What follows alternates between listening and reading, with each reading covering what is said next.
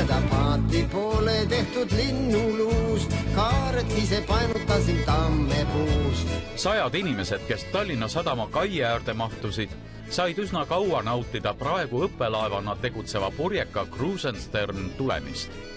Võttis veel omajagu aega, enne kui laev külaliste jaoks avati. Nendel merepäevadel tõmbab kahtlemata rahvast kõige rohkem ligi kõige suurem purjekas, mis üldse maailmas olemas on, Krusenstern.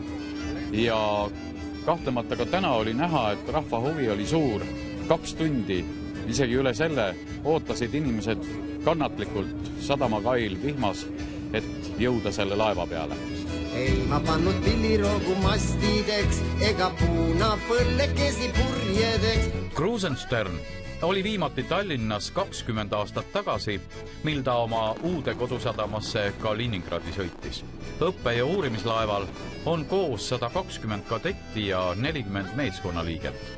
Laev kuulub Kaliningradi kõrgemale mereinseneride koolile, aga 5-päevase teekonna Euroopast Warnemünde sadamast Tallinna tegid kaasa ka Eesti merekooli poisid.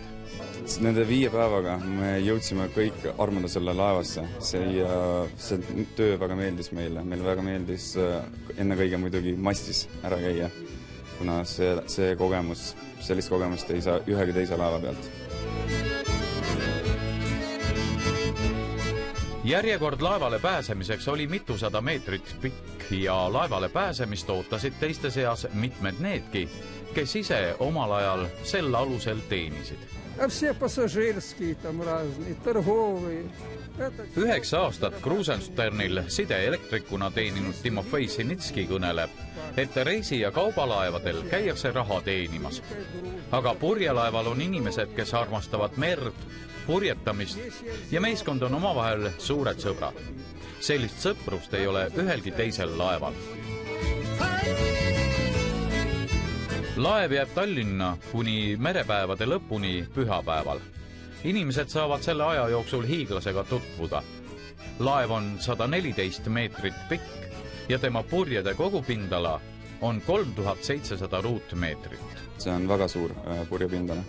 Kui me sõitsime, olime ülasõidul ja tuul oli alles algamas. Tuult oli minu mäletamist 2 meetrit sekundis.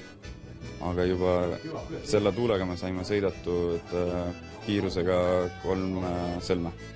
Tugev mootor tuksub nagu südatal, lained temal mürisevad päevi all ja ta endas kannab 3 kanget meest, kes on läbi käinud mitme mere